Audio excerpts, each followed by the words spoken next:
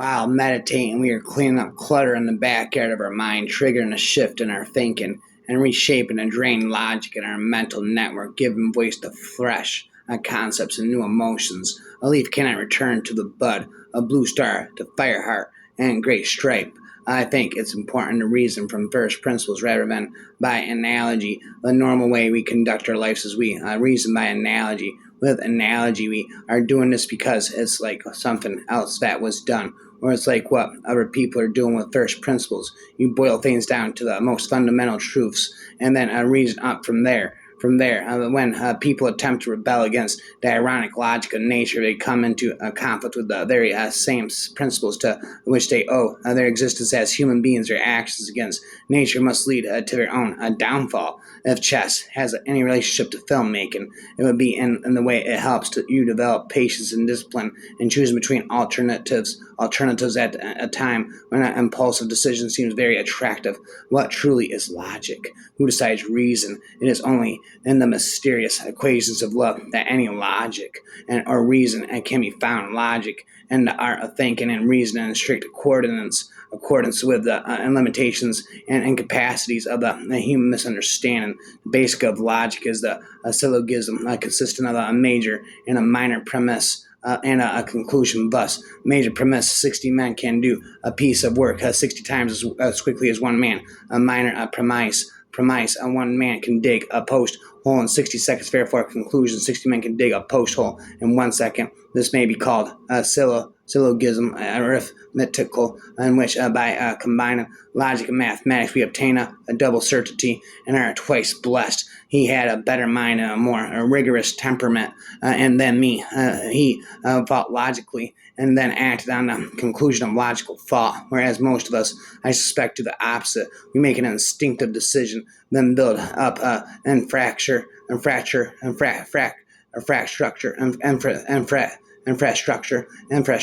reasoning to justify and call the result common sense. The decay of logic results from an untroubled assumption that the particular is real and the universal is not.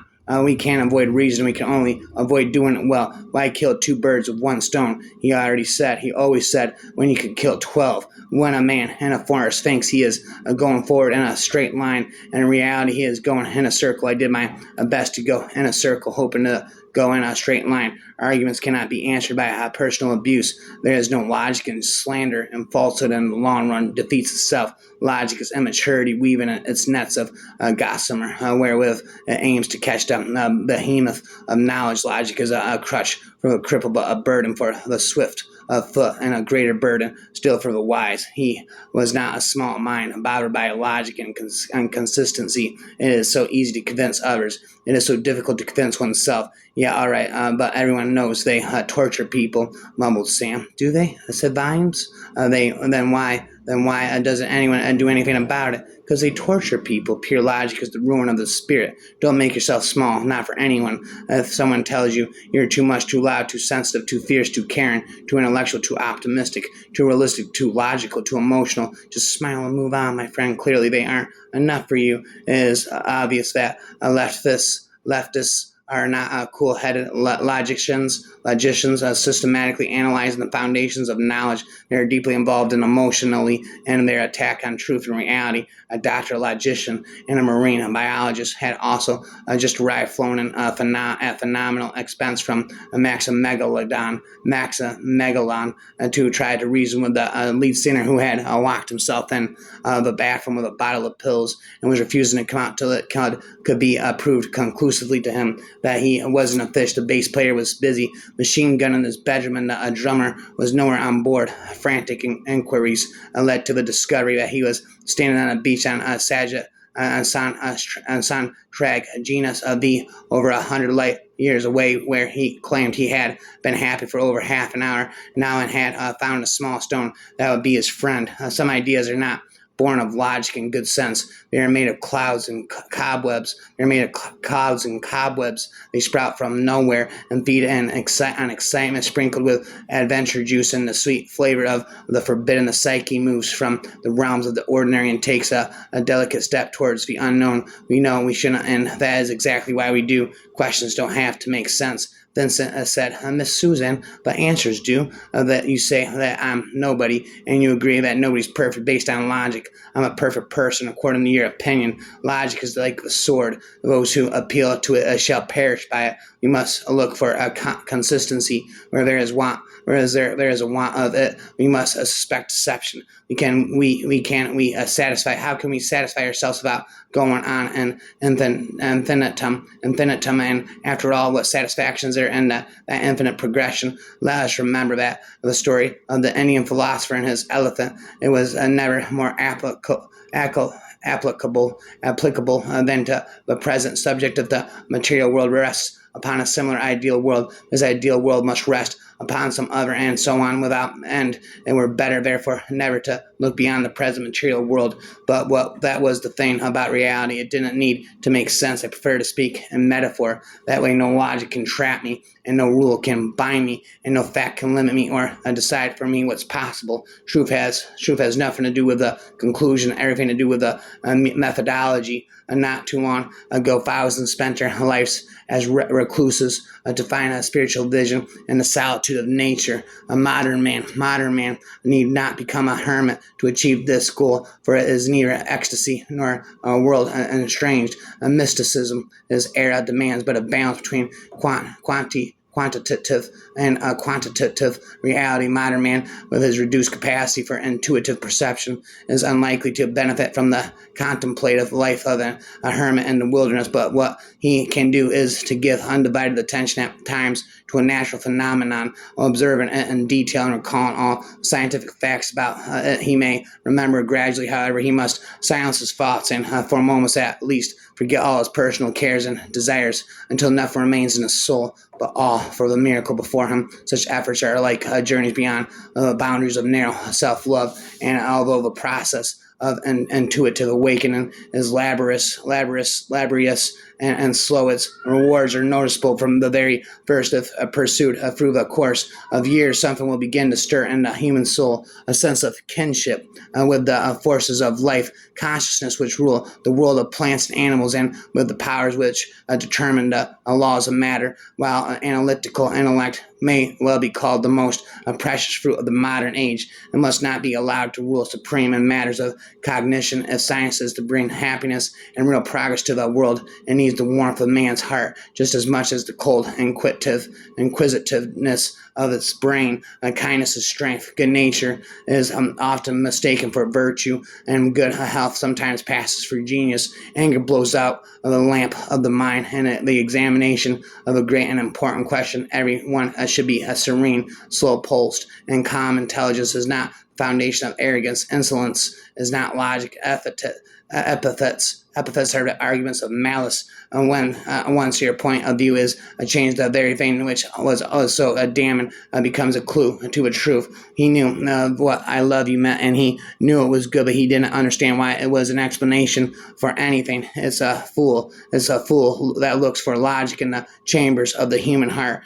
She wasn't a logically reasoning woman, but good. But God was good. But God was good, and hearts may count in heaven as high as heads. Truth and facts are woven together. However, sometimes fact can blind you from seeing what is actually going on in someone's life, for nothing is more democratic than logic. It is no respecter of persons, and it makes no distinction between crooked and straight noses. Nothing is necessitated whose opposite is possible. The man who has faith in logic is always cockholded by reality. The person who wishes to attain human perfection should study logic first, next mathematics and physics, and lastly metaphysics. To be against rationalization is not the same as to be opposed to reasoning. To win an argument, rely on logic. To win in life, question logic. If you're not willing to take some actions then that don't make sense, having a mediocre life will make perfect sense. The sensible man, Crow, had said to Sherlock Holmes, do look to conform what he already knows. He looks to deny it. Finding evidence that backs up your theories ain't useful, but finding evidence that your theories are wrong is priceless. Never try to prove yourself right. Always try to prove yourself wrong instead. For a Westerner, it is usually sufficient for a proposition to be logically sound. For a Chinese, it is not sufficient that a proposition be logically correct, but it must be at the same time in accord with human nature. Dubium sapient tia entitium. There is hardly a better way to avoid discussion than by releasing an argument from the control of the present by saying that only the future will reveal its merits. Pop said, they say if you don't vote, you get the government you deserve, and if you do, you never get the results you expected. Catherine replied, rhyme, but that's men all over. Poor dears, they can't help it. They haven't got logical minds. The inconsistencies that haunt our relationships with animals also result from the quirks of human cognition. We like to think of ourselves as a rational species, but research in cognitive psychology and behavioral economics shows that our thinking and behavior are often completely illogical. In one study, for example, groups of people were independently asked how much they would give to prevent waterfowl from being killed in polluted oil ponds. On average, the subjects said they would pay $80 to save 2,000 birds, $78 to save 20,000 birds, and $88 to save 200,000 birds. Sometimes animals act more logically than people do. A recent study found that when packing a new home, the decision of ant colonies were more irrational than those of human house hunters. What is it about human psychology that makes it so difficult for us to think consistently about animals? The paradoxes that plague our interactions with other species are due to the fact that much of our thinking is a mire of instinct, learning language, culture, intuition, and our reliance on mental shortcuts. Each religion makes scores of perpetually factual assertions about everything from the creation of the universe to the afterlife. But on what grounds can believers presume to know that these assertions are true? The reasons they give are various, but the ultimate justification for most religious people's belief is a simple one. We believe what we believe because our holy scriptures say so. But how then do we know that our holy scriptures are factually accurate? Because the scriptures themselves say so. Theologians specialize in weaving elaborate webs of verbiage to avoid saying anything quite so bluntly, but this gemma circular reasoning really is the epistemological bottom line on which all faith is grounded. In the words of Pope John Paul II, by the authority of his absolute transcendence, a God who makes himself known is also the source of the credibility of what he reveals. It goes without saying that this begs the question whether the texts of issue really were offered or inspired by God, and on what grounds. One knows this: faith is not, in fact, a rejection of reason, but simply a lazy acceptance of bad reasons. Faith is a pseudo justification that some people trot when they want to make claims without the necessary evidence. But of course, we never apply these lax standards of evidence to the claims made in the other fellows' holy scriptures when it comes to religions other than one's own. Religious people are as rational as everyone else. Only our own religion, whatever it may be, seems to merit some special dispensation from the general standards of evidence. And here it seems to me is the crux of a conflict between religion and science, not the religious rejection of specific scientific theories, be it heliocentrism in the 17th century or evolutionary biology today. Over time, most religions do find some way to make peace with well-established science rather the scientific worldview and a religious worldview come into conflict over a far more fundamental question, namely, what constitutes evidence? What constitutes evidence? Science relies on publicly reproducible sense experience, that is, experiments and observations, combined with rational reflection on those empirical observations. Religious people acknowledge the validity of that method, but then claim to be in possession of additional methods for obtaining a reliable knowledge of factual matters, methods that go beyond the mere assessment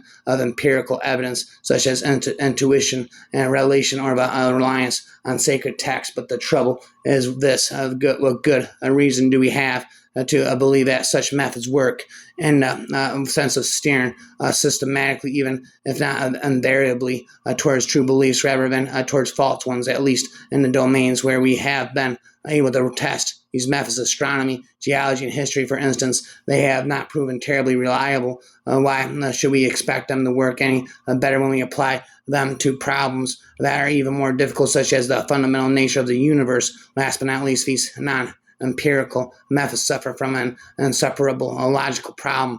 What should we do when different people's intuitions or revelations conflict? How can we know which of the many purportedly sacred texts, whose assertions frequently contradict one another, are in fact sacred?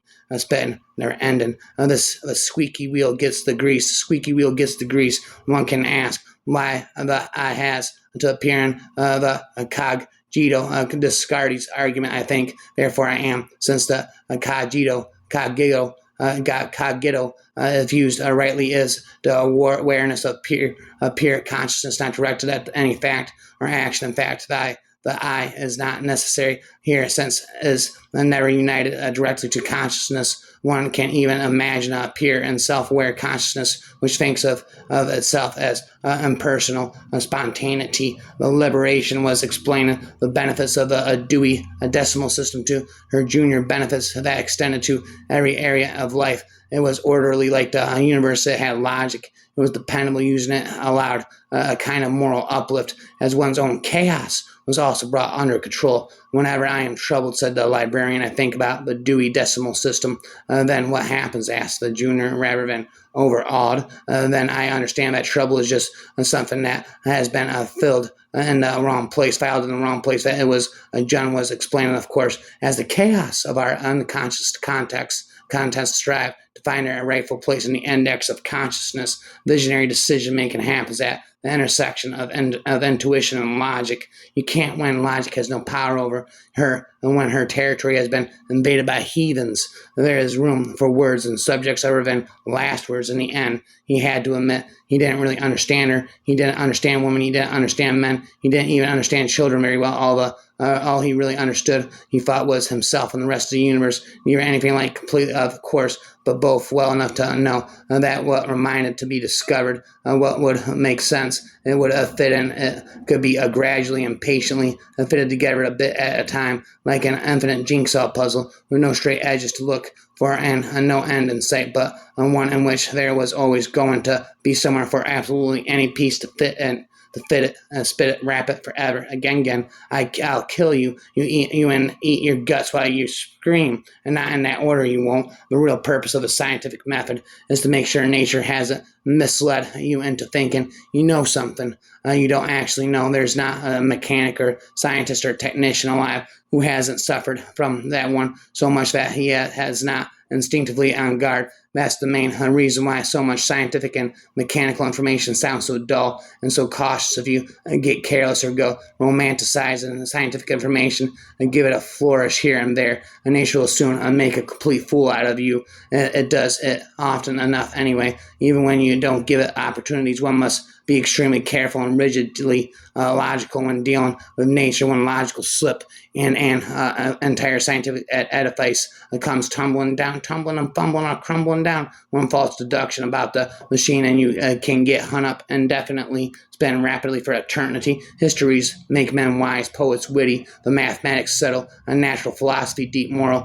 a grave logic and rhetoric able to contend. I have often had a retrospective, a vision where everything in my past life seems to fall with significance into logical sequence and argument and apologetics when actually used in dialogue as an extension of the arguer. The arguer's tone, sincerity, care, concern, listening, and respect matter as much as his or her logic. Probably more. The world was won for Christ not by arguments but by sanctity.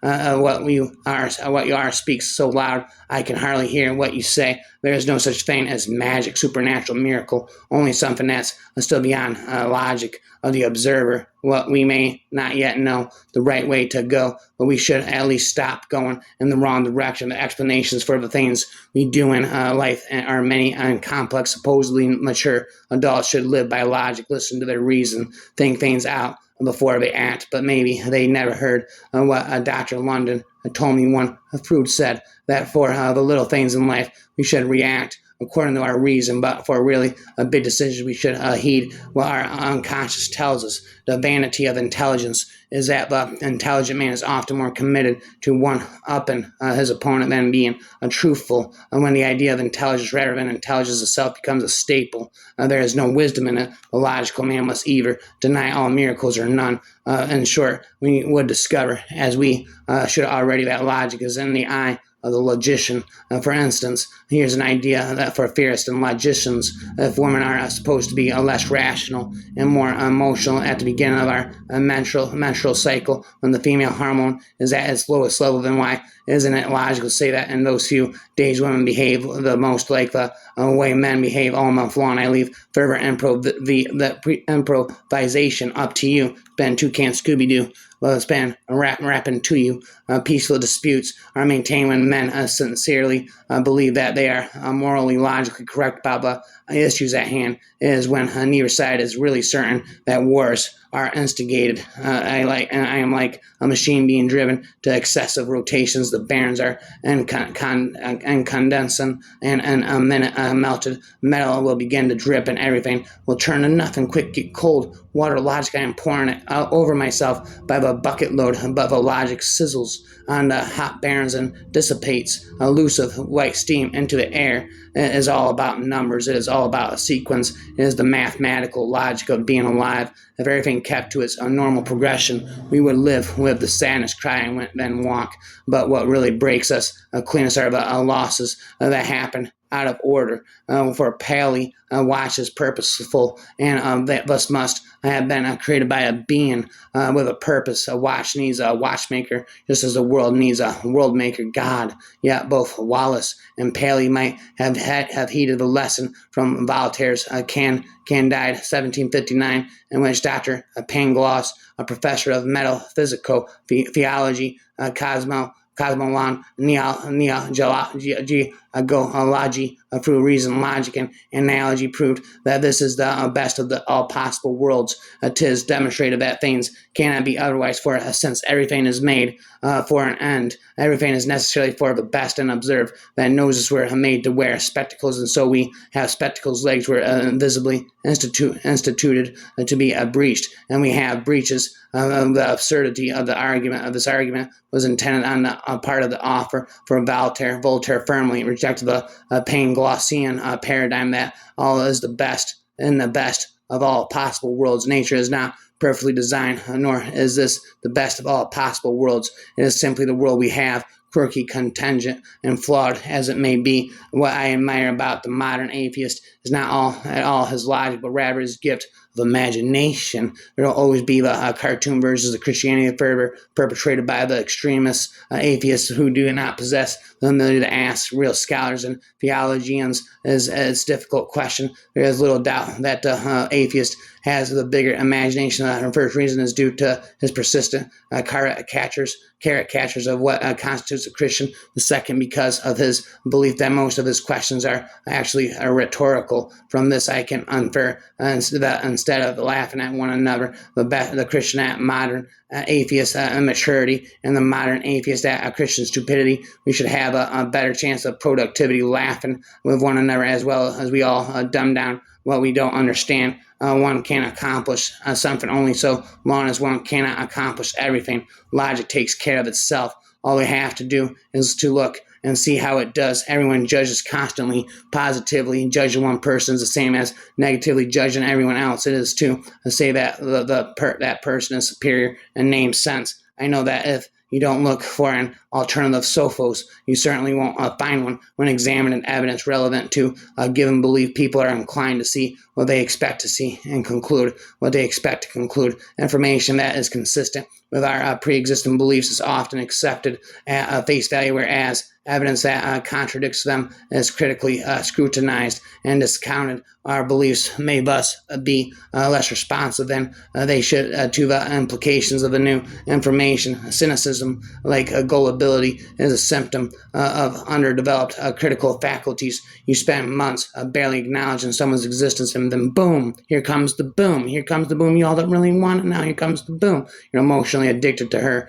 Science would probably blame it on chemical genetics or something equally logical, but it didn't feel like anything logical. Logic is the art of non-contradictory identification. A contradiction cannot exist. No concept man forms is valid unless he integrates it without contradiction into the total sum of his knowledge to arrive at the add a contradiction is to confess an error in one's thinking. To maintain a contradiction is to abdicate one's mind and to evict oneself from the realm of reality. Logic is something the mind has created to conceal its timidity, a hocus pocus joker's ride. Come take a spin on a carny ride. A hocus pocus designed to give formal validity to conclusions we are willing to accept if everybody else and are set to know the moral of the story. And so far as it has, one is that cannibals can study logic, and that if you are going to leave the path, you better have your wits about you and know better than to trust a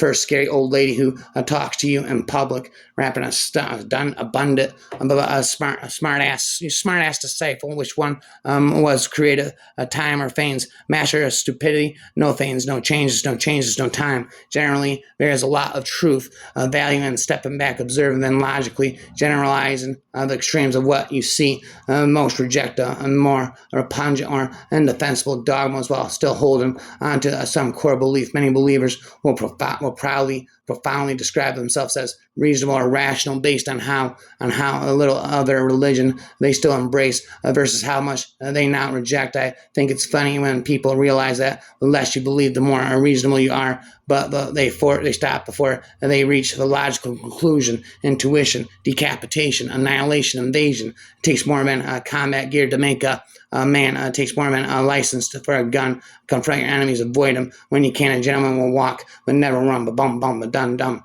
There is a time for faith, bishop, and a time for action. It will be a foolish man who stood on a battlefield and faced an enemy, army with a Bible in his hands. We are here to do the bidding of our Lord Almighty, but it is through deeds as well as piety that we serve Him. Now we've a real intellectual impasse. Reason, which is supposed to make things more intelligible, it seems to be making them less intelligible. And when a reason thus defeats its own purpose, something has to be changed in the structure of our reason itself. Language disguises thought. It is more important to be a pure intention and a perfect action, cleaning to any form of conservatism, and can be dangerous. Become too conservative, and you are unprepared for surprises. You cannot depend on luck. Logic is blind and often knows only its own past. Logic is good for playing chess, but is often too slow for the needs of survival. Or whenever there's something wrong with your right and suspect that there's something wrong with your thinking. If I were to believe in God enough to call him a murderer, then I might also believe that enough that he, as a spirit, exists beyond death, and therefore only he could do it righteously. For the physical being kills a man and hatefully sends him away, whereas God, the spiritual being, kills a man and lovingly draws him higher and higher. For Reimer, there is no logic in logic except in illogical logic. Excessive praise arises from the same bigotry, a matrix as excessive criticism.